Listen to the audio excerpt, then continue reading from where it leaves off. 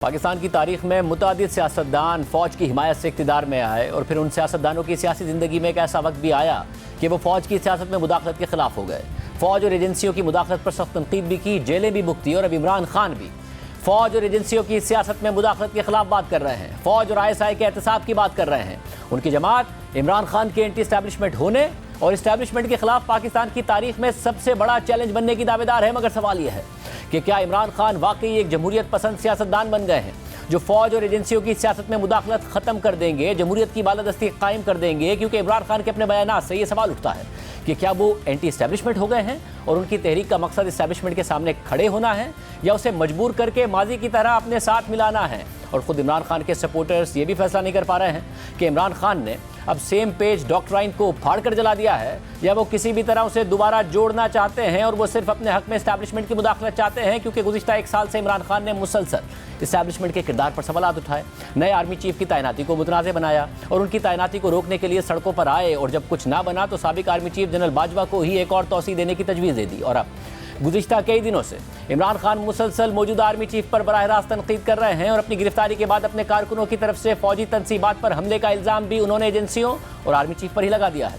गुज़िश्ता दिनों भी इमरान खान ने फिर से अपना इल्ज़ाम दोहराया कि कोर कमांडर के घर पर हमला एजेंसीज ने करवाया, और फिर कल ये भी कह दिया कि मुझे समझ नहीं आती कि फ़ौज की जानिब से इतना गुस्सा क्यों है। इनको तो छोड़ देना PDM को, ये तो इनकी तो हैसियत ही नहीं है। मेरी उनसे कोई लड़ाई नहीं है, गुस्सा उस तरफ से है, वो मुझे अभी तक नहीं पता क्यों। या आप यकीन करें कि मुझे नहीं पता क्यों, क्योंकि मेरी उस तरफ कोई लड़ाई नहीं है। इमरान खान का दावा है कि उन्हें फ़ौज के गुस्से की समझ नहीं आ रही है, मेरी उनकी तरफ कोई लड़ाई नहीं है। मगर ये सिलसिला तो एक साल से भी ज़्यादा अरसे से चल रहा है, क्योंकि जब अपोजिशन पिछले साल तहरीक अदम एतमाद लेके आई तो अपनी हुकूमत ना बचाने पर इमरान खान ने साबिक आर्मी चीफ जनरल बाजवा को अचानक न्यूट्रल हो जाने पर जानवर का ताना दे दिया। फिर मीर सादिक और मीर जाफ़र कहते रहे, मगर बाद में खुद तस्लीम भी किया कि उन्होंने तहरीक अदम एतमाद के दौरान जनरल बाजवा की हिमायत हासिल करने के लिए उन्हें तौसी की पेशकश भी की थी। सिर्फ यही नहीं, जब नए आर्मी चीफ की तैनाती हो रही थी तो उस पर भी इमरान खान ने तनाज़ा खड़ा कर दिया और उनकी तैनाती रोकने के लिए जनरल बाजवा को एक और शॉर्ट टर्म तौसी देने का मुतालबा कर दिया ताकि जनरल आसिम मुनीर रिटायर हो जाएं। और फिर खुद आज़ाद जम्मू कश्मीर के साबिक वज़ीर आज़म और तहरीक इंसाफ के इस वक्त नाराज़ रहनुमा तनवीर इलियास ने बयान दिया कि आर्मी चीफ की तैनाती से 2 दिन पहले तहरीक इंसाफ का लॉन्ग मार्च इसी साजिश की कड़ी था। हमने इमरान खान से कहा कि आज़ाद कश्मीर में बल्दियाती इंतखाबात हो रहे हैं, मार्च 2 दिन आगे कर दें। इमरान खान ने कहा कि जनरल आसिम मुनीर को आर्मी चीफ बनने से रोकना है। इसके अलावा उन्होंने पिछले साल सहाफ़ियों से मुलाकात में भी जनरल आसिम मुनीर की बतौर आर्मी चीफ मुमकिना तैनाती की मुखालफत की थी, और इससे पहले आर्मी चीफ की तैनाती रोकने के लिए खुद इमरान खान ने यह बयान दिया था और बयानिया बनाया था कि लंदन में बैठा मफरूर मुजरिम कैसे मुल्क का आर्मी चीफ तैनात कर सकता है। नवाज शरीफ वहां से बैठ के फैसले की तैयारी कर रहा है कि पाकिस्तान का अगला आर्मी का चीफ कौन बनेगा। वो आदमी जो मफरूर है, सजा याफ्ता है, जिसके अरबों रुपया बाहर पड़ा है।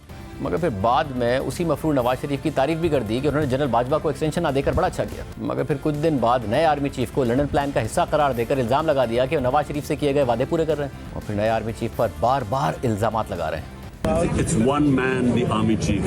There's no democracy in the army. The army is getting maligned by what is happening right now, and sadly, the events that happened when I was inside, I only found out afterwards. Because army is getting maligned because of one man. गिरफ्तारी से पहले भी इमरान खान ये बयानिया बनाते रहे, और जब वो गिरफ्तार हुए तो उनके कारकुनान ने मुल्क के मुख्तलिफ इलाकों में फ़ौजी तनसीबात पर हमले किए और फिर फ़ौज और हुकूमत ने सख्त एक्शन लेने का ऐलान किया। तो इमरान खान ने ये इल्ज़ाम आयद कर दिया कि ये सब तो एजेंसीज़ ने करवाया है, जिसके बाद इमरान खान के करीबी साथी भी इन इक़दामात की ओनरशिप लेने से पीछे हट गए। पार्टी के अंदर के से इस हवाले से इख्तलाफात पैदा हो गए, कुछ लोगों ने पार्टी छोड़ दी और कुछ ने खामोशी इख्तियार कर ली। खुद सदर आरिफ अलवी, जो इमरान खान के साथ हर मामले पर खड़े रहे हैं, वो इमरान खान के इल्ज़ामात की तायद करने के लिए तैयार नहीं है, मगर इमरान खान अकेले ये इल्ज़ामात दोहरा रहे हैं और सवाल कर रहे हैं कि मेरी तरफ से तो कोई मसला नहीं है, फ़ौज की तरफ से गुस्सा है और मुझे पता नहीं कि यह गुस्सा क्यों है। मगर सवाल यह है कि क्या इमरान खान मुकम्मल तौर पर सिविलियन बालादस्ती पर यकीन रखते हैं और इस पर कोई समझौता नहीं करेंगे, या उनका मकसद सिर्फ इक़्तिदार हासिल करना है और जिसके हुसूल के लिए वो हर जायज़ नाजायज़ तरीक़े और इल्ज़ाम का सहारा लेने के लिए तैयार है। क्योंकि गुज़िश्ता एक साल में इमरान खान का अब तक का सफ़र तज़ादात से भरपूर है। वो कभी कहते रहे हैं कि फ़ौज को सियासत में मुदाखलत नहीं करनी चाहिए, उसे एक तरफ होना चाहिए। कभी कहते हैं कि फ़ौज न्यूट्रल ना हो, क्योंकि न्यूट्रल तो जानवर होता है। फिर कहते हैं कि फ़ौज न्यूट्रल हो जाए, मगर 2 दिन पहले फिर अचानक उन्होंने फ़ौज को मुदाखलत का कह दिया और अपना मुतालबा दोहरा दिया कि जो मुल्क में इलेक्शन करवा सकते हैं वो इलेक्शन करवाएं। इसका सिर्फ हल इलेक्शंस है और मैं तब से इंतजार कर रहा हूं कि कोई बातचीत करे इस पे। जिन लोगों से हम बात करते हैं वो इलेक्शन का नाम ही नहीं सुनना चाहते, तो उन्होंने तो इलेक्शन नहीं करवाना। तो जो करवा सकते हैं, मेरी आज आपसे अपील है, इस मुल्क को बचाएं और इलेक्शंस करवाएं।